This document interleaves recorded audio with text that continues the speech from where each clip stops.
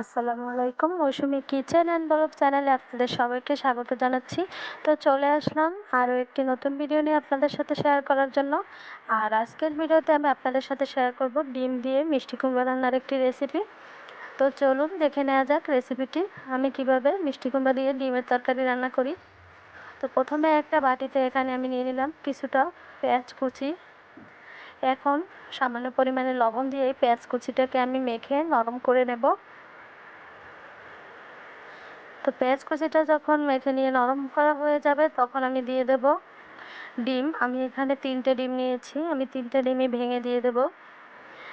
ঠিক আমরা যেভাবে ডিম ভাজি করে খাই পেঁয়াজ কুচি দিয়ে কাঁচামরিচ কুচি দিয়ে, ওই একই নিয়মে এখানেও আমি এই ডিমগুলোকে ভেজে নেব।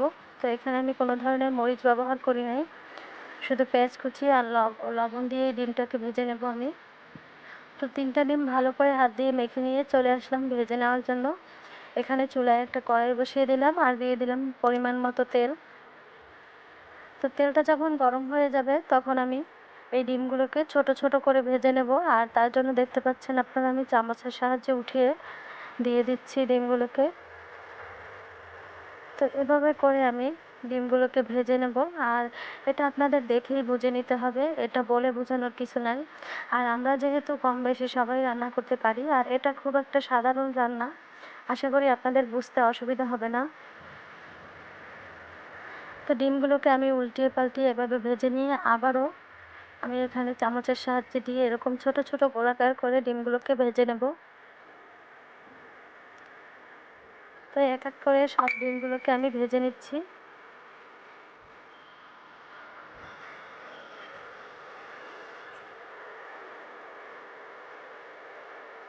আর আপনি যদি আমার ভিডিওটি এ পর্যন্ত দেখে থাকেন আর লাইক দিয়ে না থাকেন তাহলে অবশ্যই একটা লাইক দিয়ে দেবেন। আর সম্পূর্ণ ভিডিওটি দেখতে দেখতে যদি ভিডিওটির কোনো অংশ আপনাদের কাছে ভালো লেগে যায় তাহলে আমার চ্যানেলটি সাবস্ক্রাইব করে পাশে থাকা বেল বাটনটি অল অপশনে ক্লিক করে দেবেন, যাতে পরবর্তী ভিডিও আপলোড দেওয়ার সাথে সাথে সবার প্রথমে আপনাদের কাছে পৌঁছে যায়। তো দেখতে পাচ্ছেন এখানে আমি ডিমগুলো ভেজে নেওয়া শেষ। আমি সম্পূর্ণ ডিমগুলোকে ভেজে তুলে নিলাম। আর এখন আরও কিছুটা পরিমাণ তেল দিয়ে দিলাম কড়াইয়ে, দিয়ে তারপরে এখানে আমি হাফ কাপ পরিমাণের মতো পেঁয়াজ কুচি দিয়ে দিলাম। তো পেঁয়াজ কুচিটাকে সামান্য একটু ভেজে নরম করে নেব। তারপরে দিয়ে দিলাম স্বাদ মতো লবণ। লবণ দিয়ে পেঁয়াজ কুচিটাকে আবারও কিছুক্ষণ নেড়ে চেড়ে নেব।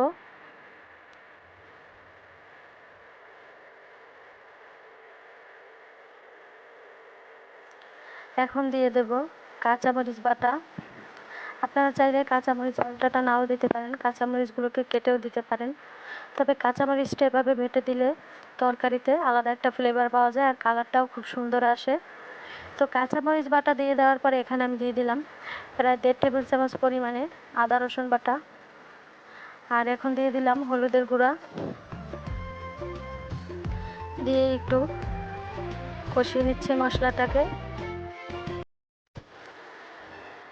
তো মশলাটাকে কিছুক্ষণ কষিয়ে নেওয়ার পর এখানে যেহেতু আমি কাঁচামরিচ বেটে ব্যবহার করছি এই রান্নাটায়, তো গুঁড়া মরিচ বেশি দেবো না, শুকনো মরিচের গুঁড়া এখানে সামান্য পরিমাণে একটু দিয়ে দিলাম 1 চা চামচ পরিমাণে। আর এটা শুধু কালারের জন্যই দিয়েছি, সুন্দর একটা কালার আসবে যার কারণে। তো মশলাটা খুব ভালো করে কষিয়ে নেওয়া হয়ে গেছে। এখন আমি আবার একটু দিয়ে দিচ্ছি 1 চামচ পরিমাণে জিরার গুঁড়া, দিয়ে আবারও কিছুক্ষণ মশলাটাকে কষিয়ে নেব। তো এখানে সম্পূর্ণভাবে মশলাটা থেকে যখন তেল ছেড়ে দেবে তখন মশলাটা কষিয়ে নেওয়া হয়ে গেল আমার, মানে তখন বুঝতে হবে যে মশলাটা সুন্দরভাবে কষিয়ে নেওয়া হয়ে গেছে। তো তারপর আমি কেটে ধুয়ে পরিষ্কার করে রাখা মিষ্টি কুমড়োগুলো দিয়ে দিলাম, দিয়ে মিষ্টি কুমড়োগুলোকে ঢাকনা দিয়ে 5 মিনিটের মতো রেখে দিয়েছিলাম। এখন ঢাকনাটা খুলে একটু নেড়ে চেড়ে দেবো। আর এখানে দিয়ে দিচ্ছি 1.5 চা চামচ পরিমাণে চিনি। চিনি দেওয়ার পরে আবার একটু নেড়ে চেড়ে দিচ্ছি। আর আপনারা যদি না চান তাহলে চিনিটাকে স্কিপ করতে পারেন, তবে আমার কাছে কেন যেন মনে হয় মিষ্টি কুমড়ার ভিতরে সামান্য পরিমাণে একটু চিনি দিলে মিষ্টি কুমড়ার স্বাদটা আরও বেড়ে যায়। তো কষিয়ে নেওয়ার পরে এখন আমি দিয়ে দিলাম পরিমাণ মতো ঝোলের পানি। তো ঝোলের পানিটা দেওয়ার পরে এখন ঢাকনা দিয়ে দেবো যতক্ষণ পর্যন্ত না বলক আসে। তো দেখতে পাচ্ছেন এখানে তরকারিটাতে বলক চলে এসেছে। তো বলক চলে আসার পরে এখন আমি সেই ভেজে রাখা ডিমগুলোকে এক এক করে দিয়ে দেবো। আসলে বাড়িতে মাছ মাংস যখন না থাকে তখন ডিম দিয়ে এভাবে আমরা মিষ্টি কুমড়োর তরকারিটা রান্না করে খেতে পারি। এটা দেখতে যতটা না সুন্দর হয়, খেতে অসম্ভব মজাদার হয়। এটা আপনারা যদি বাসায় ট্রাই না করেন তাহলে বুঝতে পারবেন না। তো এখানে ঝোলটাও গাঢ় হয়ে এসেছে আর মিষ্টি কুমড়োটা খুব ভালো করে সিদ্ধ হয়ে গেছে, যেটা আমি অফ ক্যামেরায় চেক করে নিয়েছি। তো এখন নামিয়ে নেওয়ার আগে কিছুটা পরিমাণ ধনেপাতা কুচি ছড়িয়ে দিয়ে আমি নামিয়ে নিলাম মিষ্টি কুমড়োর তরকারিটা। আপনারা যদি ঝোলটা আরও কম রাখতে চান বা বেশি রাখতে চান তাহলে রাখতে পারেন। তো রেডি হয়ে গেল ডিম দিয়ে মিষ্টি কুমড়োর তরকারি। আমি আপনাদেরকে এখন একটা প্লেটে সার্ভ করে দেখাচ্ছি। তো দেখতে পাচ্ছেন মাশাআল্লাহ কত সুন্দর লোভনীয় কালার হয়েছে মিষ্টি কুমড়া তরকারিটায়। তো আশা করছি রেসিপিটি আপনাদের কাছে ভালো লেগেছে। ভালো লাগলে অবশ্যই কমেন্টের মাধ্যমে জানাবেন। আর ভিডিওর মাঝে যদি বা আমার কথার মধ্যে সামান্য পরিমাণে ভুল ত্রুটি দেখে থাকেন তাহলে অবশ্যই ক্ষমা সুন্দর দৃষ্টিতে দেখবেন। সবাই ভালো থাকবেন, সুস্থ থাকবেন। আল্লাহ হাফেজ।